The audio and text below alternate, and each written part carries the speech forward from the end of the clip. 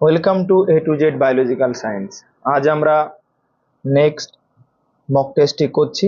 তো দেখো, যদি দেখার পরে ভিডিওটি ভালো লেগে থাকে অবশ্যই শেয়ার করো, আর যদি কোনো বুঝতে অসুবিধা হয় অবশ্যই কমেন্ট করো। দেখো কোশ্চেন কি বলছে, এন্ডেমিক প্রজাতির জীব বলতে বোঝায়। তাহলে আমাকে আগে জেনে নিই এন্ডেমিক প্রজাতি কাকে বলে। এন্ডেমিক প্রজাতি বলছে একটা নির্দিষ্ট অঞ্চলে বা নির্দিষ্ট ভৌগোলিক অঞ্চলে যে জীবগুলি থাকে, অর্থাৎ একটা নির্দিষ্ট অঞ্চলে সীমাবদ্ধ জীব, তাকে আমরা কি বলি, এন্ডেমিক প্রজাতি। দেখো এখানে এন্ডেমিক প্রজাতি প্রথম পয়েন্টটাতেই দেখো বলছে যে কোনো নির্দিষ্ট ভৌগোলিক অঞ্চলে সীমাবদ্ধ জীব, তাহলে এটাই হবে অ্যান্সার। তাহলে নেক্সট গুলো কেন হবে না? দেখো নেক্সট গুলো এই কারণে হবে না, বলছে কোনো অঞ্চলে নেক্সট পয়েন্ট, কোনো অঞ্চলে বিপন্ন বিরল ও বিপদগ্রস্ত প্রজাতি। তো কোনো অঞ্চলে যদি এরকম বিপন্ন বিরল এবং বিপদগ্রস্ত প্রজাতি থাকে, তাহলে সেই অঞ্চলকে আমরা বায়োডাইভার্সিটি হটস্পট বলি, এন্ডেমিক প্রজাতি নয়। তাহলে এটা হবে না। দ্বিতীয় দেখো, বাইরে থেকে আসা প্রজাতি। তো দেখো বাইরে থেকে আসা প্রজাতি আমরা ল্যান্টেনা ক্যামেরা, কচুরিপানা, এগুলো আমরা জানি, এগুলোকে বলা হয় বহিরাগত প্রজাতি। তাহলে এটাও হবে না। এরপরে নেক্সট পয়েন্ট কি, মেগা ডাইভার্সিটি দেশের অন্তর্গত অসুরক্ষিত ও অসংখ্যজনক অবলুপ্ত প্রায় জীব। দেখো এর সাথে কোনো সম্পর্কই নেই। মেগা ডাইভার্সিটি মানে যেখানে প্রচুর পরিমাণে ডাইভার্সিটি বা ভ্যারাইটি আছে, তো এটা হবেই না। তাহলে প্রথম কোশ্চেনের অ্যান্সার কি না, এন্ডেমিক প্রজাতি জীব হচ্ছে option A is the right answer. এরপর দেখো বলছে নেক্সট কোশ্চেন, থ্রি ডোমেন বা তিন ডোমেন শ্রেণীবিন্যাসে জীবজগৎকে যে তিনটি ডোমেনে ভাগ করা হয়। দেখো কার্ল উজ 1977-এ RNA-এর উপর ভিত্তি করে টোটাল জীবনটাকেই তিন ভাগে ভাগ করেছেন, আর্কিয়া, ব্যাকটেরিয়া আর ইউক্যারিয়া। তো আর্কিয়া কারা? আর্কিয়া হচ্ছে ব্যাকটেরিয়া থেকেও অনুন্নত, অর্থাৎ তারা অত্যাধিক টেম্পারেচারে বেঁচে থাকতে পারে, যাদেরকে বলে থার্মোফিলিস। কেউ আবার অত্যন্ত লবণে বা স্যালিনিটি বেঁচে থাকতে পারে, স্যালিনিটিতে, তাকে বলা হয় হ্যালোফিলিস। কেউ কেউ আবার অত্যন্ত অ্যাসিডও বেঁচে থাকতে পারে, তাদেরকে বলে অ্যাসিডোফিলিক। তো এরকম বিভিন্ন আছে। সাইক্রোফিলিক মানে খুব কোল্ড, আবার শীতকে ভালোবাসে। তো এরকম এক্সট্রিম কন্ডিশনকে প্রিফার করে যে সমস্ত এককোষী বা ইউনিসেলুলার জীব, তারা হচ্ছে আর্কিয়া। আর ব্যাকটেরিয়া কি? ব্যাকটেরিয়া এককোষী, আর্কিয়াদের থেকে একটু উন্নত। আর ইউক্যারিয়াটা কি না, ইউক্যারিয়া হচ্ছে যে সমস্ত জীবের মেমব্রেন বাউন্ড অর্গানেল, অর্থাৎ ইউক্যারিওটিক যারা, তারা কিন্তু ইউক্যারিয়ার মধ্যে পড়ছে। তাহলে তিনটে ডোমেন কি কি, আর্কিয়া, ব্যাকটেরিয়া আর ইউক্যারিয়া। বাকি এর অপশন দেখার দরকার নেই, B is the right answer. এরপর দেখো 3 নম্বর কোশ্চেন কি বলছে, ব্যাকটেরিয়া কোষের মেসোজোম কোন জৈবনিক প্রক্রিয়ার সঙ্গে যুক্ত নয়। এখন যুক্ত নয় বলেছে, তো আমরা জানি যে ব্যাকটেরিয়ার দেহে যে কোষ পর্দা, সেটা ভিতরের দিকে এরকম ভাঁজ হয়ে মেসোজোম তৈরি করে, যেটা ওই ব্যাকটেরিয়ার বিভিন্ন কাজ করে। যেমন ব্যাকটেরিয়ার কোষ প্রাচীর গঠনে সাহায্য করে, তারপরে রেসপিরেশন বা শ্বসনে সাহায্য করে, তারপরে কোষ পর্দার বিভিন্ন বিপাকীয় কার্যে সহায়তা করে। কিন্তু নেক্সট ডি পয়েন্ট কি বলছে, কোষ পর্দাস্থিত সারফেস অ্যান্টিজেনে সহায়তা করে। তো সারফেস অ্যান্টিজেন মানে কি? সারফেস অ্যান্টিজেন মানে হচ্ছে কোনো ব্যাকটেরিয়ার এই যে কোষ পর্দার উপরে যে প্রোটিন বা অ্যান্টিজেন, এটা সারফেস অ্যান্টিজেন। তো এটা কখনোই নয়। তার মানে কোনটা যুক্ত নয় না, অপশন ডি, 3-এর দাগে D is the right answer, যে কোষ পর্দাস্থিত সারফেস অ্যান্টিজেন সৃষ্টিতে কোনো ভূমিকা গ্রহণ বা থাকে না এর। মানে ও সহায়তা করে বলছে এখানে, কিন্তু কোনো সহায়তা করেই না, তাহলে এটাই ভুল। নেক্সট কোশ্চেন কি বলছে দেখো, 4 নম্বর কোশ্চেন, বিজ্ঞানী হুইটেকার 5 রাজ্যে শ্রেণীবিভাগ করেন, তার মধ্যে কিছু অকোষীয় জীবদের অন্তর্ভুক্ত করা হয়নি, তারা হলো, মনে রাখবে ভাইরাস এমন একটা জীব যাকে বিজ্ঞানী হুইটেকার 5 রাজ্যের শ্রেণীবিভাগের মধ্যে ফেলেননি। তো সেই 5 রাজ্যের মধ্যে কেন ফেলেনি না, ভাইরাস জীব ও জড়ের মধ্যবর্তী পর্যায়ের বস্তু, এরা না জীব না জড়, তাই এদের কিন্তু সহজেই ওই দিকে ফেলা যায়নি। এবার ভাইরাস বুঝলাম যে ভাইরাসকে বিজ্ঞানী হুইটেকার ফেলেনি, কারণ ভাইরাস জীব ও জড়ের মধ্যবর্তী পর্যায়ের বস্তু, অকোষীয়, তাই এটাকে ফেলা হয়নি। কিন্তু ভাইরয়েড কি? ভাইরয়েড দেখো, ভাইরয়েড হচ্ছে, আমরা সাধারণত জানি ভাইরাসের বাইরে একটা আবরণী থাকে, প্রোটিন আবরণী, সেটাকে বলে ক্যাপসিড। অর্থাৎ ক্যাপসিড বিহীন ভাইরাসকে বলা হয় ভাইরয়েড, তার মানেই তো ভাইরাস। অর্থাৎ ক্যাপসিড যদি না থাকে তাহলে সেই ভাইরাসটা হয়ে যায় ভাইরয়েড। তাহলে আর সংক্রমণযোগ্য ক্যাপসিড যুক্ত ভাইরাসকে বলা হয় ভিরিয়ন, মনে রাখবে, ইম্পর্টেন্ট, ভিরিয়ন। এবার দেখো, লাইকেন তো শৈবালের মধ্যে পড়ছে, অপশন মানে তার মানে লাইকেন অবশ্যই ওর মধ্যে পড়ছে, হুইটেকার 5 রাজ্যের শ্রেণী বিভাগের মধ্যে প্ল্যান্টের মধ্যে পড়ে যাচ্ছে, উদ্ভিদের মধ্যে লাইকেন। আর ডি বলছে এ ও বি, দেখো ভাইরাস এবং ভাইরাস, তাহলে এটাই হবে অ্যান্সার, এটাই হবে অ্যান্সার, তাহলে এ ও বি উভয় অ্যান্সার। নেক্সট কোশ্চেন দেখো, 5 নম্বর কোশ্চেন, শৈবালের ক্ষেত্রে কোন জোটটি সঠিক নয়? তো শৈবাল আমরা জানি অ্যালগি, যেটা মহাকাশে নিয়ে যাওয়া হয় যাতে সেখানে সালোক সংশ্লেষ করার পরে অতিরিক্ত অক্সিজেন সাপ্লাই দিতে পারে। দ্বিতীয়ত গলগণ্ড বা গলার ওখানে যে ফুলে ফুলে ওঠা যে রোগ, সেইটা কিন্তু সার্গাসাম একটা অ্যালগি, সেখান থেকে এই গলগণ্ড রোগের ওষুধ তৈরি হয়। পরীক্ষাগারে কালচার মিডিয়াতে এগার এগার তৈরিতেও কিন্তু গ্রাসিলারিয়া নামক যে অ্যালগি সেটা ব্যবহার করা হয়। ক্লোরেলিন নামক জীবাণু প্রতিরোধী উপাদান পাওয়া যায় না, ক্লোরেলিন নামক জীবাণু প্রতিরোধী উপাদান কিন্তু স্পিরুলিনা একটা শৈবাল, এককোষী শৈবাল, একটা শৈবাল যেটা নাইট্রোজেনের বা প্রোটিনের উৎস হিসেবে খাওয়া হয়, কিন্তু সেখান থেকে ক্লোরেলিন নামক জীবাণু প্রতিরোধী উপাদান পাওয়া যায় না। তাহলে কোনটা ঠিক? না 5-এর D is the right answer. 6-এর দাগে কি বলছে দেখো, ব্রায়োফাইটার প্রধান উদ্ভিদ দেহ। তো তোমরা সবাই জানো, এটা কমন কোশ্চেন, যে ব্রায়োফাইটার প্রধান উদ্ভিদ দেহটি হচ্ছে লিঙ্গধর, অর্থাৎ গ্যামেটোফাইটিক। আর যখনই গ্যামেটোফাইটিক হবে তখন অবশ্যই সেটা এন হবে। তাহলে অপশন কোনটা হবে দেখো, যে ব্রায়োফাইটা লিঙ্গধর ও হ্যাপ্লয়েড, দেখো প্রথম অপশনই হবে লিঙ্গধর এবং হ্যাপ্লয়েড, যেহেতু মেন বডি ব্রায়োফাইটা লিঙ্গধর, আর লিঙ্গধর মানেই হচ্ছে গ্যামেটোফাইটিক, যেটা হয় এন। এরপর 7 নম্বর কোশ্চেন দেখো, একটি প্রজাতির সকল প্রাণী সামুদ্রিক এমন পর্ব দুটিকে শনাক্ত করো। এই কোশ্চেনটা খুবই ইম্পর্টেন্ট, মনে রাখবে। টিনোফোরা এবং ইকাইনোডার্মাটা, অর্থাৎ টিনোফোরা বা কোমপ্লেট জাতীয় প্রাণী, আর ইকাইনোডার্মাটা কণ্টকত্বকী প্রাণী। এদের মধ্যে যারা যারা আছে এরা সবাই কিন্তু মেরিন ওয়াটারের, মানে সামুদ্রিক। বাকিগুলো কিন্তু দেখো ফ্রেশ ওয়াটারে পাওয়া যায়। তাহলে 7-এর দাগের এ ইজ দা রাইট অ্যান্সার। অন্যগুলো হবে না, কারণ দেখো অন্যগুলো একটা যদি মেরিন হয় তাহলে আরেকটা ফ্রেশ ওয়াটার দেওয়া আছে। এরপর দেখো উল্লিখিত 8-এর দাগের কোশ্চেন, উল্লিখিতর মধ্যে কোন জোটটি সঠিক নির্দেশ করে? তো দেখো, তো সবাই জানি আমরা যে কোন স্তন্যপায়ী ডিম পাড়ে, সেটা হচ্ছে প্লাটিপাস। তাহলে আর পড়াই লাগবে না, প্লাটিপাস। আর অন্যগুলো কেন হবে না? না মার্সুপিয়াম যুক্ত স্তন্যপায়ী হরিণ, না মার্সুপিয়ান যুক্ত ক্যাঙ্গারুরা মার্সুপিয়াল গ্রন্থি থাকে। খেচর অভিযোজন স্তন্যপায়ী, খেচর অভিযোজনে পায়রা সক্ষম, কিন্তু ওরা বার্ডস, স্তন্যপায়ী নয়। সিটেসিয়াস স্তন্যপায়ী প্রাণী, না এটা সিটেসিয়াস স্তন্যপায়ী প্রাণী নয়। 9-এর দাগের কোশ্চেন কি বলছে দেখো, ভূনিম্নস্থ কাণ্ডের অন্তর্গত গোল আলু, মনে রাখবে এটা প্রায় কোশ্চেনে আমি দেখতে পাচ্ছি, তো এটা খুব ইম্পর্টেন্ট। তো আমি বলে দিই কোনটা কোনটা। যদি প্রথম অপশন বলে যে গ্রন্থিকন্দ, না, তাহলে গ্রন্থিকন্দ কেন নয়? না গ্রন্থিকন্দ হচ্ছে আদা, গ্রন্থিকন্দ কোথায়? আদা। স্ফীতকন্দ অবশ্যই আলু, স্ফীতকন্দ আলু। আর কন্দ হচ্ছে পেঁয়াজ টাইপের। আর গুড়িকন্দ যেটা, পেঁয়াজ হচ্ছে পাতা, তাহলে গুড়িকন্দ কোনটা? গুড়িকন্দ হচ্ছে ওল। তাহলে কচু হচ্ছে কন্দ, মনে রাখবে সি, সি কচু হচ্ছে কন্দ, কচু।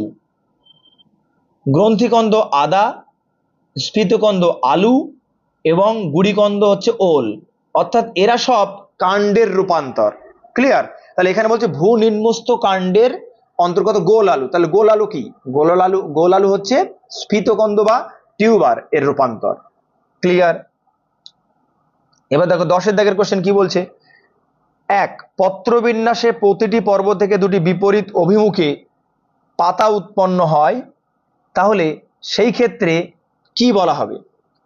সেই ক্ষেত্রে মনে রাখবে যে যখন কি বলছে, এক পত্রবিন্যাসের প্রতিটি পর্ব থেকে দুটি বিপরীত মুখে পাতা উৎপন্ন হয়, তো বিপরীত অভিমুখে যখনই পাতা তৈরি হবে, দেখো ছবি আঁকছি আমি, ধরে নাও এটা একটা কাণ্ড, এটা এর পর্ব, এটা এর পর্ব, যদি একদিক দিয়ে পাতা বার হয় তাহলে হবে একান্তর, যদি এটা পর্ব, যদি এই দিক থেকে একটা পাতা আর এই দিক থেকে আর একটা পাতা বার হয় তাহলে বিপরীত বা অভিমুখ। তাহলে দেখো এখানে অপশন বলছে এক পত্রবিন্যাসে প্রতিটি পর্ব থেকে দুই দিকে বিপরীত পাতা, এদিকে একটা পাতা এদিকে একটা পাতা বেরিয়ে যাচ্ছে পর্ব থেকে, তাহলে এইটাকে অবশ্যই কি হবে, অভিমুখ। আর এই রকম একটা পর্ব থেকে দুটি, দুই দিকে দুটি পাতা, এরকম কাদের দেখা যায়? এইটা যাদের দেখা যায় তারা হচ্ছে আকন্দ গাছে, আকন্দ, শ্বেত আকন্দ দেখো তোমরা রাস্তার ধারে দেখা যায়, তো সেই আকন্দ গাছে কিন্তু এই রকম দেখা যায়। আকন্দ গাছে কি না, পর্ব থেকে এদিকে একটা পাতা এদিকে একটা পাতা, তাহলে অপশন হবে সি, অন্যগুলো হবে না। একান্তর মানে বলে দিলাম যে একটি পর্ব থেকে যে কোনো একদিকে একটি পাতা। আর আবর্ত মানে কি, আবর্ত মানে ধরে নাও অনেকগুলি পাতা এরকম যুক্ত হয়ে আছে, একই জায়গায় যুক্ত হয়ে গেছে, এটাকে বলছে আবর্ত। আবর্ত কাদের দেখা যায়? শিমুল পাপড়াতে দেখা যায়। এরপর দেখো ম্যালভেসি গোত্রের উদ্ভিদগুলির মধ্যে কোনটি বাস্ট তন্তুর উৎসরূপে? বাস্ট তন্তু মানে হচ্ছে কটন, তুলো। তো মনে রাখবে এর মধ্যে যেটা গসিপিয়াম, গসিপিয়াম যে উদ্ভিদটা, এটা তুলোর জন্যই চাষ করা হয়। তাহলে যেহেতু বাস্ট তন্তু মানে তুলোর কথা বলছে, তাহলে অবশ্যই অ্যান্সার হবে গসিপিয়াম। এই গসিপিয়ামের আর এক নাম কটন প্ল্যান্ট, তাহলে অ্যান্সার কি হবে না, গসিপিয়াম বা কটন প্ল্যান্ট। এবার দেখো ব্রাসিকেসি গোত্রের ফুলের আঁক, ব্রাসিকেসি মানে হচ্ছে সরিষা, অর্থাৎ সরিষা ফুল কোন ধরনের না, সরিষা ফুলের, মনে রাখবে সরিষা ফুল যদি আমি দেখি, এক জিনিস দেখাই, সরিষা ফুল বহু প্রতিসম, মানে ধরে নাও একটা ফুল যদি এরকম থাকে, এরকম যদি একটা ফুল থাকে, আমি এই ফুলটাকে যেদিক দিয়েই কাটি না কেন সমান দুটো ভাগে ভাগ করা যাবে, যেদিক দিয়েই আমি কাটি না কেন সমান দুটো ভাগে ভাগ করা যাবে, মানে এরকম এরকম, ধরো এদিক থেকে যদি আমি কাটি সমানভাবে ভাগ করা যাবে, এদিক থেকে যদি কাটি সমানভাবে ভাগ করা যাবে, এদিক থেকেও কাটলেও দেখো দুটি সমান ভাগে ভাগ করা যাচ্ছে পাতাটিকে। অর্থাৎ যখন কোনো পাতাকে তুমি বিভিন্ন দিক দিয়ে কাটলে তাকে তুমি সমান ভাগে ভাগ করতে পারবে, এই ফুলটাকে, অর্থাৎ কোনো ফুলকে যদি তুমি কাটো এবং বিভিন্ন দিক দিয়ে কাটলে তুমি তাকে সমান দুটি ভাগে ভাগ করতে পারবে, তাহলে সেই ক্ষেত্রে সেই সমস্ত ফুল হয় বহু প্রতিসম। আর উভলিঙ্গ কি, একই সঙ্গে পুংকেশর এবং গর্ভকেশর এরকম থাকে, এবং সরু পুষ্পবৃন্ত, আমি ছবি দিয়ে দিচ্ছি দেখবে, সেই ছবিতে তুমি দেখতে পাবে যে সরিষা ফুলের সরু বৃন্ত দেখা যায়। তাহলে এবং ফুলগুলি মঞ্জুরি পত্রবিহীন, মানে কোনো মঞ্জুরি পত্র থাকে না, তাহলে এই ক্ষেত্রে কে হবে? সরিষা ফুলে দেখতে পাচ্ছি আমি যে তারা উভলিঙ্গ, তারা বহু প্রতিসম, মানে অনেকভাবে কাটলেও সমান ভাগে ভাগ করা যায়, এবং তাদের সরু পুষ্পবৃন্ত, ছবি দেখালেই বুঝতে পারবে, ছবি দেখবে তোমরা। নেক্সট, তাহলে অ্যান্সার কি হবে না, 12 এ, 12 এ ইজ দা রাইট অ্যান্সার। এরপরে দেখো সমদ্বিপার্শ্বীয় নালিকা বান্ডিল, তো সমদ্বিপার্শ্বীয় নালিকা বান্ডিল মানে কি, সমদ্বিপার্শ্বীয় নালিকা বান্ডিল বারবার এটা কমন কোশ্চেন, মাঝখানে জাইলেম, এখানে ক্যাম্বিয়াম কলা, আর এদিকে হচ্ছে ফ্লোয়েম, তাহলে দুই সাইডে ফ্লোয়েম মাঝখানে জাইলেম, এইরকম কন্ডিশনকে বলা হয় দ্বিপার্শ্বীয় নালিকা বান্ডিল। এই সমদ্বিপার্শ্বীয় নালিকা বান্ডিল, এই সমদ্বিপার্শ্বীয় নালিকা বান্ডিল দেখা যায় কুমড়ো, কুমড়ো মানে কিউকার বেটেসি গোত্রের যে কোনো উদ্ভিদে, আর কুমড়ো হচ্ছে কিউকার বেটেসি গোত্রের একটা উদ্ভিদ। নেক্সট দেখো 14 কি বলছে, দ্বিবীজপত্রী উদ্ভিদের গ্রাফটিং বা জোড় কলম করা যায়। আমরা সবাই জানি যেহেতু দ্বিবীজপত্রী উদ্ভিদে গ্রাফটিং জোড় কলম কেন করা যায় না, দ্বিবীজপত্রী বা উদ্ভিদে ক্যাম্বিয়াম কলা পাওয়া যায়, কিন্তু একবীজপত্রী উদ্ভিদে জোড় কলম করা যায় না, কারণ কোনো ক্যাম্বিয়াম কলা পাওয়া যায় না। কোশ্চেনটা কি বলছে, দ্বিবীজপত্রী উদ্ভিদে গ্রাফটিং বা জোড় কলম করা যায় কিন্তু একবীজপত্রী উদ্ভিদে করা যায় না, কারণ কমা দ্বিবীজপত্রী উদ্ভিদের কলাতন্ত্রে বর্তমান, তাহলে দ্বিবীজপত্রী উদ্ভিদে করা যায় কেন না, তার ক্যাম্বিয়াম কলা থাকে। দেখো কোন অপশনে বলছে, রিং সজ্জিত নালিকা বান্ডিল, না এটা হবে না। তারপর এক্সার্ক ও এন্ডার্ক, এটা তো আমরা মূলে বা কাণ্ডে দেখি। নালিকা বান্ডিলের প্রান্তীয়, এটাও হবে না। তাহলে দেখো গৌণ বৃদ্ধির জন্য ক্যাম্বিয়াম, এবং আমরা জানি যে ক্যাম্বিয়াম কলা উদ্ভিদের গৌণ বৃদ্ধিতে সাহায্য করে, এবং এই ক্যাম্বিয়াম কলা থাকার জন্য এই দ্বিবীজপত্রী উদ্ভিদে জোড় কলম করা যায়। এরপর দেখো, তাহলে অ্যান্সার হবে কি? অ্যান্সার হবে ডি, 14 ডি। 15 কি?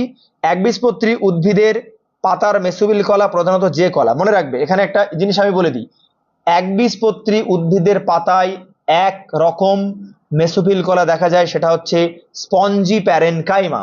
অর্থাৎ একবীজপত্রী উদ্ভিদের পাতার নিম্নতক ঊর্ধ্বতক সব, নিম্নতক আর ঊর্ধ্বতক সব দিকেই তুমি দেখতে পাবে এরকম স্পঞ্জি প্যারেনকাইমা।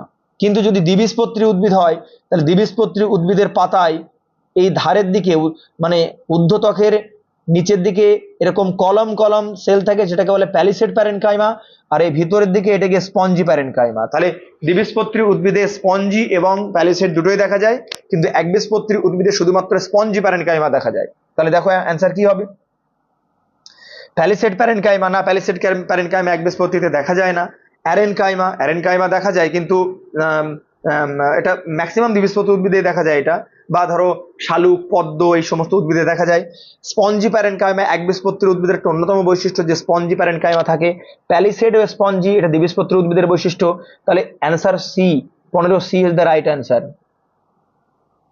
তারপর দেখো 16 দাগের কোশ্চেন কি বলছে, ট্রাকিয়া হলো প্রান্ত প্রাচীরবিহীন নলাকার লিগনিনযুক্ত প্রশস্ত কোষ।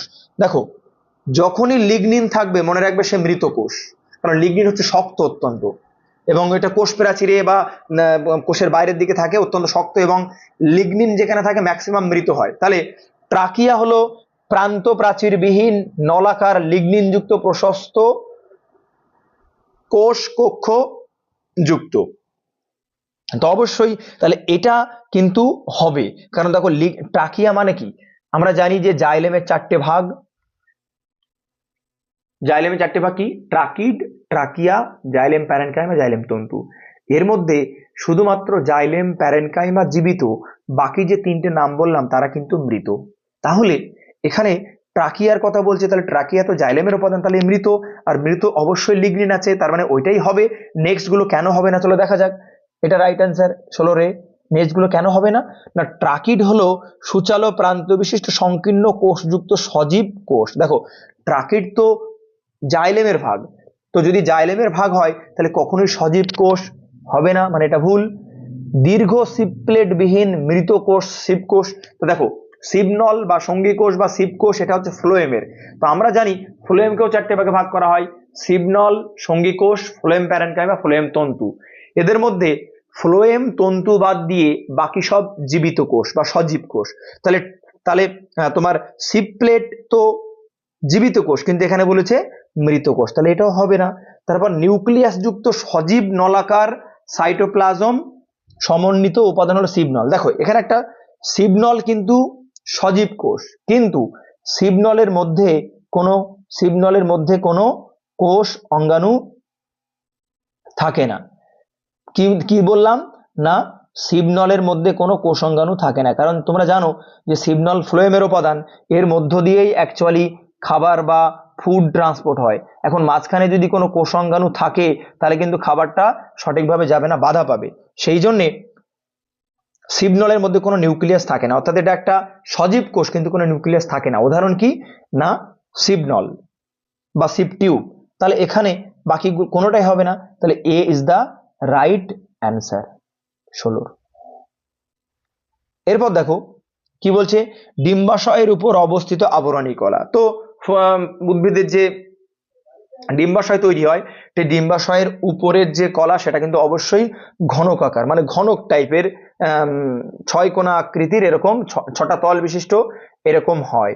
তাহলে ঘনকাকার আবরণী কলা। এরপর দেখো 18 অধ্যায় কি বলছে, পরিপাক নালীর গবলেট কোষ যার রূপান্তরিত রূপ সেটি হলো। মনে রাখবে পরিপাক নালী মানে কি, পরিপাক নালীর মধ্যে গবলেট কোষ। তো গবলেট কোষ কি করে না, গবলেট কোষ মনে রাখবে একটা বলে দিই, এটা একটা গ্রন্থি কিন্তু ইউনিসেলুলার। ম্যাক্সিমাম গ্রন্থি বহুকোষী হয়, কিন্তু গবলেট সেল হচ্ছে এমন একটা কোষ, এই গবলেট সেল এককোষী, কিন্তু ম্যাক্সিমাম গ্রন্থি বহুকোষী হয়, কিন্তু গবলেট কোষও একটা গ্রন্থি যেখান থেকে মিউকাস ক্ষরণ হয়, কিন্তু গবলেট কোষ কিন্তু এককোষী, এটা মনে রাখবে। এবং যেহেতু এককোষী এবং এর মধ্য থেকে মিউকাস ক্ষরণ হয়, তাহলে মিউকাস যাতে থাকতে পারে তার জন্য একটা জায়গা থাকতে হবে গবলেট কোষের মধ্যে। সেই জন্যে স্তম্ভাকার, মানে বড় একটা স্তম্ভ টাইপের, মানে বড় স্তম্ভ যার মধ্যে মিউকাস থাকে, সেখান থেকে রিলিজ হয়। তাহলে অপশন কি হবে? এ হবে, 18 দাগের এ হবে রাইট অ্যান্সার, যে স্তম্ভাকার এপিথেলিয়াম। আয়সাকার মানে মাছের আঁশের মতো হবে না, যৌগিক তো হবে না, কন্ড্রাইটাল তো তোমার তরুণাস্থিতে চলে গেল। 19 দাগের কোশ্চেন কি বলছে? মানুষের রক্তের আরবিসি ও ব্যাঙের রক্তের আরবিসি সম্পর্কিত সঠিক বক্তব্যটি হলো। তো আমরা জানি যে ব্যাঙের রক্তে ফ্রগ রুট, মানে ফ্রগের যে আরবিসি, ফ্রগ আরবিসি কিন্তু নিউক্লিয়াস যুক্ত। তাহলে কি হবে না? উভয় নিউক্লিয়াস বিহীন না, হবে না, কারণ ব্যাঙের নিউক্লিয়াস আছে, প্রাণীদের নেই বা মানুষের নেই। উভয় নিউক্লিয়াস যুক্ত, এটাও হবে না। মানুষের আরবিসি নিউক্লিয়াস যুক্ত, অবশ্যই হবে না। ডি কি বলছে? মানুষের আরবিসি নিউক্লিয়াস বিহীন এবং ব্যাঙের রক্ত আরবিসি নিউক্লিয়াস যুক্ত। তাহলে 19 D is the right answer. এরপর দেখো 20 দাগের কি? গ্যালেট নামক অঙ্গটি ব্যাঙের কোন অঙ্গের সঙ্গে যুক্ত? মনে রাখবে, গ্যালেটের আরেক নাম হচ্ছে অসোফেগাস বা এসোফেগাস বা খাদ্যনালী। তাহলে দেখো, ব্যাঙের তো খাদ্যনালী আছে, কিন্তু সেটা অত্যন্ত ছোট, কিন্তু খাদ্যনালী তো আছে। তাহলে খাদ্যনালীর আর এক নাম কি? গ্যালেট। তাহলে অপশন কি হবে? গ্যালেট কোন তন্ত্রের? পৌষ্টিকতন্ত্র। তাহলে 20 এ হবে, 20 D is the right answer, যে পৌষ্টিকতন্ত্রের অংশ হচ্ছে গ্যালেট। রক্ত সংবহন এগুলো তো হবেই না। এবার তোমরা জানো 21 দাগের কোশ্চেন একদম সহজ। এটা হচ্ছে প্লাস্টিড, অর্থাৎ যে সমস্ত লিউকোপ্লাস্ট যারা বর্ণহীন, তাদের প্রধান কাজ মূলত খাদ্যকে সঞ্চয় করে রাখা। তো সেই লিউকোপ্লাস্ট যদি প্রোটিন জাতীয় খাদ্যকে সঞ্চয় করে রাখে তাহলে হয় অ্যালিউরোনোপ্লাস্ট, আর যদি শ্বেতসার জাতীয় খাদ্যকে মানে সংরক্ষণ করে রাখে তাহলে হয় অ্যামাইলোপ্লাস্ট, আর যদি লিপিড জাতীয় বা ফ্যাট জাতীয় খাদ্যকে শোষণ করে রাখে তাহলে কিন্তু হবে কি? এলাইলোপ্লাস্ট। তাহলে অপশন দেখো, অ্যামাইলোপ্লাস্ট আমি কি বললাম? প্রোটিন। এই সরি, অ্যালিউরোনোপ্লাস্ট কি? প্রোটিন। তাহলে দেখো 3-এর সঙ্গে 1 কোথায় আছে? 3-এর সঙ্গে 1, 3-এর সঙ্গে 1, 3-এর সঙ্গে 1 এখানে আছে, 3-এর সঙ্গে 1 এখানে আছে। এরপরে কি? অ্যামাইলোপ্লাস্ট মানে কি বললাম? শ্বেতসার বা কার্বোহাইড্রেট। তাহলে 1-এর বি কোথায়? 1-এর বি হচ্ছে এইটা বি। তাহলে দেখো আর পড়ার দরকারই নেই, option B is the right answer 21 নম্বর কোশ্চেনে। দেখো তারপরে দেখো একটা ইম্পর্টেন্ট কোশ্চেন 22-এর দাগের, যে সকল কোষাঙ্গাণু অন্তঃপর্দার বা এন্ডোমেমব্রেন সিস্টেম অন্তর্ভুক্ত। এন্ডোমেমব্রেন মানে কি? অর্থাৎ একটা কোষের মধ্যে এমন কিছু কোষাঙ্গাণু আছে যাদের একটি করে কোষ পর্দা আছে, যেমন এন্ডোপ্লাজমিক রেটিকুলামের একটি মাত্র কোষ পর্দা, লাইসোজোমের একটি মাত্র কোষ পর্দা, কোষগহ্বরেরও একটি মাত্র কোষ পর্দা। তাহলে অ্যান্সার কিন্তু এ হতে পারে। দেখা যাক, আর একটি মাত্র। বি বলছে মাইটোকন্ড্রিয়া জীবনও হবে না। অর্থাৎ পরীক্ষায় একটা কোশ্চেন পড়ে যে, তাহলে আমি বলে দিই কোনগুলো: মাইটোকন্ড্রিয়া, ক্লোরোপ্লাস্ট, নিউক্লিয়াস, তারপরে রাইবোজোম, এরা কিন্তু এন্ডোমেমব্রেন সিস্টেমের অংশ নয়। কি কি?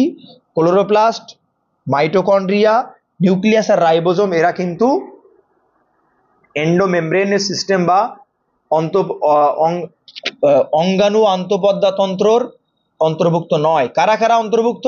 না, endoplasmic reticulum, Golgi bodies, lysosome, vacuole, এরা। তাহলে 22-এর দাগের অ্যান্সার এ হবে রাইট অ্যান্সার। বাকি দেখো সব দিকে একটা করে গোলমেলে আছে, যেমন মাইটোকন্ড্রিয়া এখানে আছে, তারপরে এখানে মাইক্রোটিউবিউল আছে, এগুলো হবে না। তাহলে তোমার 22-এর এ ইজ দ্য রাইট অ্যান্সার। এবার দেখো মাইক্রোটিউবিউল বা অনুনালিকা তৈরিতে যে মাইক্রোটিউবিউলটা থাকে, অনুনালিকা থাকে, তার মধ্যে এরকম সরু সরু 13টা প্রোটোফিলামেন্ট থাকে, সরু সরু 13টা, এরকম গোল করে, এরকম 3 ডাইমেনশনে, এদিকে একটা, এদিকে একটা, এদিকে একটা, এদিকে একটা, এরকম গোল করে লম্বা হবে 13টি প্রোটোফিলামেন্ট থাকে। তারপরে মাইক্রোটিউবিউলের মানে 13টি মাইক্রো প্রোটোফিলামেন্ট দিয়ে মাইক্রোটিউবিউলটা তৈরি হয়। 24 দাগের কোশ্চেন কি বলছে, প্রদত্ত কাজগুলির সঙ্গে কোন কোষাঙ্গাণুটি সঙ্গতিপূর্ণ নয়। তো দেখো প্রথমে বলছে যে প্রোটিন পরিপাক লাইসোজোম, এটা একদমই ঠিক, তাহলে এটা তো ঠিক, কিন্তু এখানে বলেছে কি নয়, এখানে কি বলেছে কোশ্চেনে বলেছে কি নয়। তাহলে নজর রাখতে হবে আমাকে এই জায়গাটায় যে এর সাথে সঙ্গতিপূর্ণ নয়। তাহলে প্রোটিন পরিপাকে লাইসোজোম ঠিক, এটা তো হবে। কোষীয় কলাতন্ত্র গঠনে এন্ডোপ্লাজম না এন্ডোপ্লাজম রেটিকুলাম বা জালিকা কোষের এন্ডোস্কেলিটন বা কোষের যে কঙ্কালতন্ত্র সেটাকে গঠন করে। মাইক্রোটিউবিউল অবশ্যই তোমরা জানো বেমতন্তু তৈরি হয়, সেখান থেকে বিভিন্ন অ্যানাফেজ দশায় ক্রোমোজোম মুভমেন্ট করে এদিক ওদিকে, তাহলে এটাও হবে, মানে এটা সঠিক। সম্পর্কিত নয় কোনটা, শক্তি সঞ্চয় গলগি বস্তু। দেখো গলগি বস্তুর কাজ শক্তি সঞ্চয় করা নয়, গলগি বস্তুর কাজ প্রধানত ক্ষরণ করা বা কোনো প্রোটিন বা কাউকে আসলে তাকে প্রসেসিং করা, কোথায় যাবে সেটা ঠিক করা, কিন্তু শক্তি উৎপাদনকারী নয়। তাহলে অ্যান্সার কি, অ্যান্সার ডি, 24 ডি। এরপরে দেখো কি বলছে যে উল্লেখিত কোন গঠনটি কোষ পর্দা পরিবর্তিত হয়ে গঠিত হয় না। এখন মাইক্রোভিলাই কি হয় না, এখানে বলেছে গঠিত হয় না। তাহলে মাইক্রোভিলাই তোমরা কেমন জানো, মাইক্রোভিলাই এরকম আমরা দেখেছি যে আমাদের ক্ষুদ্রান্তের গা থেকে এরকম আঙুলের মতো প্রবর্ধক বেরিয়ে আসে, যেটা মাইক্রোভিলাই, তার মানে এটা কোষপর্দ এক্সটেন্ডেড হয়েই হয়। ফ্যাগোসাইটিক গহ্বর কি, কোনো একটা সেলের মধ্যে কোনো জীবাণু ঢুকলো সেটাকে ভিতরে ঢুকিয়ে আনলো, সেটাও কোষ পর্দা দিয়ে তৈরি। আর এখানে অপশন সিটা মুছে গেছে, এটাকে বলছে টাইট জাংশন মানে কি দুটো কোষকে একসঙ্গে আটকে রাখা, তাহলে এটাও কোষ পর্দা। কিন্তু গ্লাইকোক্যালিক্স কিন্তু কোষ পর্দা পরিবর্তিত হয় না, কারণ গ্লাইকোক্যালিক্স হচ্ছে কোষ পর্দার ব্যাকটেরিয়ার যে কোষ পর্দা, তার বাইরে যে কোষ প্রাচীর, এবং সেই কোষ প্রাচীরের বাইরে একটা হালকা আবরণ বা আস্তরণ কার্বোহাইড্রেট, অর্থাৎ কার্বোহাইড্রেট দিয়ে তৈরি ব্যাকটেরিয়ার কোষ প্রাচীরের বাইরে একটি আস্তরণ, যাকে বলা হয় গ্লাইকোক্যালিক্স। তাহলে গ্লাইকোক্যালিক্স কিন্তু কোষ পর্দার রূপান্তর নয়। তাহলে অ্যান্সার 25 দাগের অ্যান্সার হচ্ছে D is the right answer.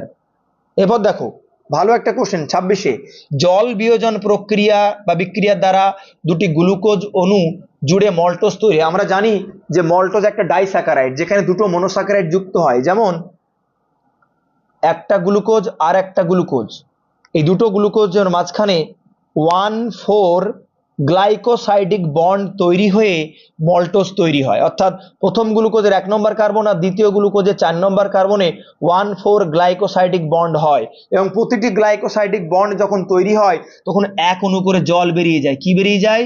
জল। তো এক অণু জলের মধ্যে দুটো হাইড্রোজেন আর একটা অক্সিজেন। তাহলে কোশ্চেনটা কি বলছে দেখো, জল বিয়োজন বিক্রিয়ার দ্বারা দুটি গ্লুকোজ অণু জুড়ে মল্টোজ তৈরি হয়, ঠিক হলো। যদি গ্লুকোজের সংকেত C6H12, আমরা জানি যে গ্লুকোজের সংকেত C6H12O6, তাহলে এদিকে আর একটা আছে C6H12O6, দুটো গ্লুকোজ জুড়বে। এখন দুটো গ্লুকোজ জুড়লে একটা মল্টোজ তৈরি হবে, কিন্তু এখানে 1,4 গ্লাইকোসাইডিক মাধ্যমে একটা জল বেরিয়ে যাবে। তো একটা জল বেরোও মানে কি দুটো হাইড্রোজেন। তাহলে বলছে তো যদি গ্লুকোজের সংকেত C6H12O6 হয়, তবে মল্টোজের সংকেত কি হবে? দেখো যখনই দুটো গ্লুকোজ একসঙ্গে মিলে মল্টোজ তৈরি হলো, তার মানে এক অণু জল বেরিয়ে গেল, আর এক অণু জল বেরিয়ে গেল মানে দুটো হাইড্রোজেন বেরিয়ে গেল। তাহলে দেখো সংকেত কি বলছে, সংকেত বলছে C12H22 আর O11। ঠিক একইভাবে এখানে দেখো কি বলছে, C12H24 তো হবে না, কারণ যেহেতু 12 গ্লুকোজের মধ্যে 12টা হাইড্রোজেন, আর একটা গ্লুকোজের মধ্যে 12টা, টোটাল 24টা হাইড্রোজেন হবে। কিন্তু এখনো জলে দুটো হাইড্রোজেন বেরিয়ে গেল, তাহলে 22 অবশ্যই হবে, এবং এখনো জল বেরিয়ে গেল। তাহলে কি হবে, অ্যাকচুয়ালি জল একটা কম হবে আর হাইড্রোজেন দুটো কম হবে। তাহলে অবশ্যই C12 কার্বনের কোনো চেঞ্জ হচ্ছে না, H12 মানে দুটো কমে গেল, আর অক্সিজেন একটা কমে গেল। তাহলে 26-এর এ ইজ দ্য রাইট অ্যান্সার। 27-এর কি, প্রদত্ত কোনটি অপরিহার্য অ্যামাইনো অ্যাসিড। দেখো অপরিহার্য অ্যামাইনো অ্যাসিড মানে যে সমস্ত অ্যামাইনো অ্যাসিড আমাদের শরীরে তৈরি হয় না, কিন্তু আমাদের বাইরে ডায়েট বা খাদ্যের মাধ্যমে নিতে হয়, তারা হচ্ছে অপরিহার্য অ্যামাইনো অ্যাসিড। তো ট্রিপ্টোফ্যান, লিউসিন, লাইসিন, এগুলি সবই কি, এগুলি সবই হচ্ছে অপরিহার্য বা এসেনশিয়াল অ্যামাইনো অ্যাসিড। তাহলে অ্যান্সার হবে কি সবকটি। সবকটি অ্যান্সার হবে 27-এর। 28-এ কি বলছে দেখো, H2N CH COOH, দেখো এটা একটা অ্যামাইনো অ্যাসিডের স্ট্রাকচার। তো একটা অ্যামাইনো অ্যাসিডে যখন মিথাইল গ্রুপ থাকবে তার মানে বুঝতে হবে যে মিথাইল যুক্ত অ্যামাইনো অ্যাসিডের কথা বলছে। তো আমরা সাধারণত জানি যে 6 প্রকার অ্যামাইনো অ্যাসিড আছে যাদের মিথাইল গ্রুপ আছে। কত প্রকার?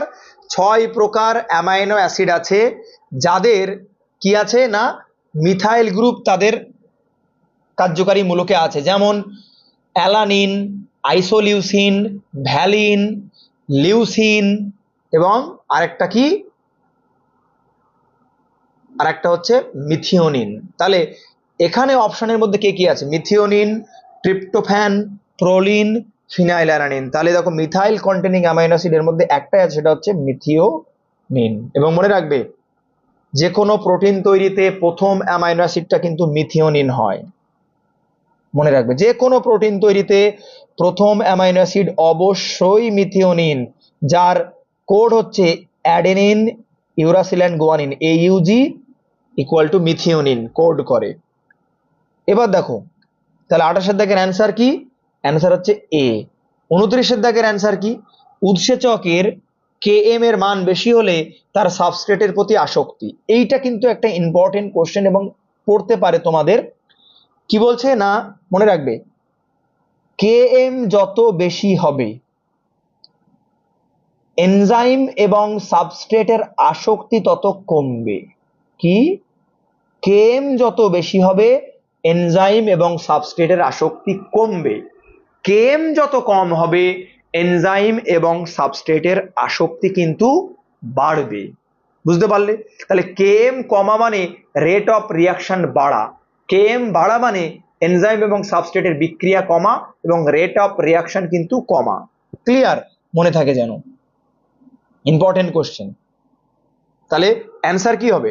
অ্যান্সার হবে হচ্ছে Km বাড়লো তার মানে উৎসেচকের Km বেশি হলে অবশ্যই সাবস্ট্রেট এবং এনজাইমের আসক্তি কম হবে। Answer B is the right answer. 30-এর দাগের কোশ্চেনে কি বলছে? উৎসেচকের ইনডিউস ফিড মতবাদ অনুযায়ী যে বক্তব্যটি সঠিক। ইনডিউস ফিড মানে কি? ইনডিউস ফিড মানে হচ্ছে এনজাইমের অ্যাক্টিভ সাইট পরিবর্তন হয়, অর্থাৎ সাবস্ট্রেটের সঙ্গে এনজাইমের সক্রিয় বা অ্যাক্টিভ সাইট সাবস্ট্রেটের সঙ্গে বাইন্ড করে, অর্থাৎ সাবস্ট্রেট যেমন এনজাইম তার সক্রিয় স্থান বা অ্যাক্টিভ সাইটকেও পরিবর্তন করে। তাহলে এটা হচ্ছে ইনডিউস ফিড মডেলের মেন কথা, যে এনজাইম সাবস্ট্রেট অনুসারে তার অ্যাক্টিভ সাইটকে পরিবর্তন করে সাবস্ট্রেটের সঙ্গে বাইন্ড করার চেষ্টা করে। এখন কাজগুলি কি কি এখানে বলছে দেখো, বলছে বাট্রেসিং গ্রুপ সাবস্ট্রেটের বন্ধনীকে দুর্বল করে না। মনে রাখবে যখন কোনো এনজাইমের যখন কোনো এনজাইমের এটা ধরে নাও অ্যাক্টিভ সাইটে যখন সাবস্ট্রেট বাইন্ড করে, তো অ্যাক্টিভ সাইটে দুটো জিনিস থাকে, একটা হচ্ছে বাট্রেসিং গ্রুপ আর একটা ক্যাটালাইটিক গ্রুপ। তো এনজাইম যখন সাবস্ট্রেটকে বিক্রিয়া করে তখন এনজাইম বাট্রেসিং গ্রুপ দিয়ে সাবস্ট্রেটটাকে ধরে রাখে তার অ্যাক্টিভ সাইটে এবং ক্যাটালাইটিক গ্রুপ দিয়ে ওই সাবস্ট্রেটটাকে ভেঙে প্রোডাক্টে পরিণত করে। তাহলে এখানে এ অপশন কি বলছে? বাট্রেসিং গ্রুপ সাবস্ট্রেটের বিভিন্ন বন্ধনীকে দুর্বল করে না, বন্ধনীকে দুর্বল করে না কিন্তু সাবস্ট্রেটকে ধরে রাখতে সাহায্য করে, তাহলে এটা হবে না। ক্যাটালাইটিক গ্রুপ সাবস্ট্রেটের সঙ্গে যুক্ত হয় না, ক্যাটালাইটিক গ্রুপ সাবস্ট্রেটকে ভেঙে প্রোডাক্টে পরিণত করে, তাহলে এটাও হবে না। উৎসেচকের সক্রিয় স্থানে অ্যালোস্টেরিক গ্রুপ থাকে না। মনে রাখবে যে কোনো উৎসেচকের সক্রিয় স্থান ছাড়া আরো একটা স্থান থাকে যেখানে মডুলেটর বাইন্ড করে, অর্থাৎ ইনহিবিটর বা অ্যাক্টিভেটর বাইন্ড করে, সেই জায়গাকে বলে অ্যালোস্টেরিক সাইট, অর্থাৎ অ্যালোস্টেরিক গ্রুপ কখনো অ্যাক্টিভ সাইটে হতে পারে না। ডি কি বলছে? সক্রিয় স্থানের মাধ্যমে উৎসেচক সাবস্ট্রেটকে পরিবর্তন ঘটায়। ঠিক একদম, যে সক্রিয় স্থানের পরিবর্তনের মাধ্যমে সাবস্ট্রেটের পরিবর্তন ঘটাতে পারে। তাহলে 29-এর দাগের D is the right answer. 31-এর দাগে কোশ্চেন কি বলছে? ক্রসিং ওভার মিওসিস 1 এর কোন দশায় ঘটে? এটা সবাই জানো যে ক্রসিং ওভার মিওসিস 1 এর প্যাকাইটিন উপদশায়, অর্থাৎ 31-এর সি। G0 দশার কোষগুলি তো G0 দশা মানে কি, কোনো কোষ ধরে নাও G1 এ প্রবেশ করবে, কিন্তু G1 এ প্রবেশ করতে গিয়ে দেখছে যে কোষটার মধ্যে ভুলভাল আছে, কোষটার মধ্যে ডিএনএ ঠিকঠাক নেই, কোষটার মধ্যে প্রোটিন নেই ঠিকঠাক, তাহলে সেটা কিন্তু বিভাজিত হবে না, তাকে রিপেয়ার করার জন্য কিন্তু G0 দশায় পাঠানো হবে। এবং সেখান থেকে আবার যখন ঠিক হয়ে যাবে কোষটা, তখন কিন্তু আবার বেরিয়ে সেল সাইকেলে প্রবেশ করবে। তাহলে দেখো 32-এর দেখে কি বলছে, কোষ চক্র থেকে বেরিয়ে আসে। ঠিক, এটা কিন্তু কোষ চক্র থেকে বেরিয়ে আসে। তো কোষ চক্র থেকে বেরিয়ে আসে মানে কি, কোনো সেল যখন G1 দশায় প্রবেশ করলো, সেই সময়ে তার যদি কোনো ফল্ট থেকে থাকে, তাহলে কিন্তু সে অবশ্যই আর G1 এ যেতে পারবে না, তাহলে তাকে অবশ্যই G0 দশায় যেতে হবে। তাহলে কি ঘটনা ঘটবে না, সে কোষ চক্র থেকে বেরিয়ে চলে আসবে, মানে যেহেতু সে তার প্রবলেম আছে এবং কোষ চক্রের মধ্যে যদি থাকে তাহলে কিন্তু সে বিভাজিত হয়ে যাবে, সেই কারণে সে কোষ চক্র থেকে বেরিয়ে আসবে। নেক্সট পয়েন্ট কি বলছে, কোষ চক্রকে স্থগিত রাখবে না, কোষ চক্র বা সেল সাইকেল কখনো পোস্টপন্ড বা স্থগিত হবে না। ওই সেলটার সমস্যা হতে পারে, ওই সেলটা কোষ চক্র থেকে বেরিয়ে আসতে পারে, কিন্তু কোষ চক্র কখনো বন্ধ হবে না। এছাড়া কি সি কি বলছে, কোষ চক্রে নতুন ভাবে অনুপ্রবেশ করবে। কি করে নতুন ভাবে করবে, হবে না। তারপরে কি বলছে, কোষ চক্রে সমাপ্ত করবে, তো কোষ চক্র বন্ধ করতে পারবে না। তাহলে এর মধ্যে এক্সাক্ট অ্যান্সার হচ্ছে 32-এর এ, মানে কোষ চক্র থেকে বেরিয়ে আসবে যদি কোনো সমস্যা থেকে থাকে। এবার দেখো, ইন্টারজোনাল তন্তু দেখা যায় ক্যারিওকাইনেসিস যে দশায়। ইন্টারজোনাল তন্তু মানে কি, ইন্টারজোনাল তন্তু কি হয় না, অ্যানাফেজ দশায় যখন, দেখো ভালো করে দেখাচ্ছি আমি, ধরে নাও এটা দুটি ক্রোমাটিড বা ক্রোমোজোম, এখানে সেন্ট্রোমিয়ার, ঠিক এদিক থেকেও এরকম কি দুটো বেরিয়ে যাবে, এরকম আমি ছোট একটা বড় করে ফেলেছি। তাহলে এই যে মাঝখানে মাঝখানে অর্থাৎ দুটি সেন্ট্রোমিয়ারের মাঝখানে যে তন্তুটা, এটাকে বলা হয় ইন্টারজোনাল তন্তু। আর এইটা একমাত্র দেখা যায় কখন, যখন দুটি কোষ, এই একটি কোষ তাদের ক্রোমোজোম আলাদা করতে চাইবে, তখনই সেন্ট্রোমিয়ার আলাদা হওয়ার সময় এরকম মাঝখানে একটা জায়গা তন্তু তৈরি হবে, যে তন্তুটা এদের বিভাজনে সাহায্য করে। এটা অবশ্যই দেখা যায় অ্যানাফেজ দশায়। অ্যানাফেজ দশায় এই ইন্টারজোনাল তন্তু দেখা যায় সেন্ট্রোমিয়ারের মাঝখানে। এরপর দেখো কি বলছে 34-এর দাগের কি না, সিনডেসিস অবস্থা পরিলক্ষিত হয়। এই সিনডেসিসের আরেক নাম সাইনাপসিস, অর্থাৎ জোড় বাঁধার ঘটনা, মানে সমসমস্ত ক্রোমোজোমের জাইগোটিন উপদশায় সেখানে জোড় বাঁধে বা সাইনাপসিস হয়, সেই সাইনাপসিসের আরেক নাম সিনডেসিস। তাহলে অবশ্যই জাইগোটিন উপদশা হবে এবং প্যাকাইটিনে জোড় বাঁধার পরে ক্রসিং ওভার হয়। তাহলে zygotene is the right answer 34-এর দাগের কোশ্চেন। 35-এ কি বলছে, বাম স্তম্ভ এবং ডান স্তম্ভ। তো এক্ষুনি আমরা সেল সাইকেল সম্পর্কে জানলাম। বাম স্তম্ভে G1 S M, আমরা সবাই জানি যে এস দশা মানেই ডিএনএ রেপ্লিকেশন বা ডিএনএ ডবল বা ক্রোমোজোমের দ্বিতত্বীকরণ হবে। তাহলে অ্যাকচুয়ালি ক্রোমোজোমের দ্বিতত্বীকরণ হয় না, এখানে ডিএনএ দ্বিতত্বীকরণ হয়, একটুখানি ভুল আছে এখানে। তাহলে বি হবে 2, এটা আমি শিওর। দেখো B2 কোথায় আছে, B2 এটাতেও আছে, B2 এটাতেও আছে। তাহলে আমরা জানি যে এম দশা মানে কি, এম দশা মানে অলরেডি কোনো সেল সে G1 S G2 কে অতিক্রম করে এসছে, মানে অলরেডি ক্রোমোজোম সুস্পষ্টভাবে দেখা যাবে। কারণ তোমরা জানো যে ইন্টারফেজ দশায় কখনো ক্রোমোজোম দেখা যায় না, ক্রোমোজোম দেখা যায় একমাত্র মাইটোটিক দশা, অর্থাৎ প্রোফেজ থেকে শুরু করে টেলোফেজ পর্যন্ত এই দশায় ক্রোমোজোম দেখা যায়। কিন্তু ইন্টারফেজ দশা G1 S G2 তে কিন্তু কোনো ক্রোমোজোম দেখা যায় না। তাহলে ক্রোমোজোম সুস্পষ্ট হবে কোনটাতে, এম মানে মাইটোটিক। মাইটোটিকের আবার 4টে দশা, প্রোফেজ, মেটাফেজ, অ্যানাফেজ, টেলোফেজ। তাহলে C1, তাহলে C1 আর S2, দেখো C1 S2, C1 C1 এইটা, তাহলে আর S তোমার হচ্ছে B2 R A3, A G1 কোষের বৃদ্ধি ও কোষীয় অনুষিক, তাহলে C is the right answer. তো যদি তোমাদের ভিডিওটি ভালো লেগে থাকে অবশ্যই লাইক করো, কমেন্ট করো এবং অবশ্যই শেয়ার করবে। কোনো কোশ্চেন প্রবলেম হলে কমেন্ট বক্সে কমেন্ট করবে, আমি অবশ্যই উত্তর দেব। ওকে।